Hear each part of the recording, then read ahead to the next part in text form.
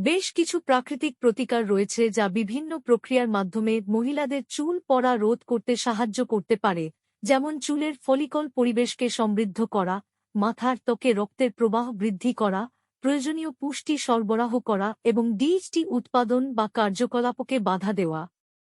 এক নারকেল তেল ফ্যাটি অ্যাসিড সমৃদ্ধ এবং চুল পড়া রোধ করতে চুলের ফলিকলকে পুষ্ট করতে পারে। 2. লাল জিনসেং চুলের বৃদ্ধির উন্নতি করতে দেখানো হয়েছে এবং মাথার ত্বকে সঞ্চালন বাড়াতে পারে।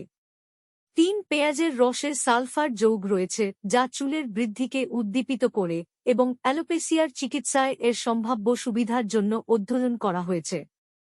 4. রোজমেরি তেল মাথার ত্বকে রক্ত প্রবাহকে উৎসাহিত করে এবং ক্লিনিক্যাল ট্রায়ালগুলিতে চুলের ঘনত্ব এবং বৃদ্ধি বাড়াতে দেখানো হয়েছে।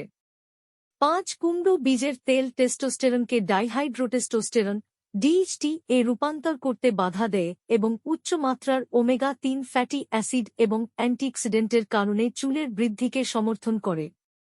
ধৈর্য ধরার চেষ্টা করুন, কারণ প্রাকৃতিক প্রতিকার তাৎক্ষণিক ফলাফল নাও দিতে পারে।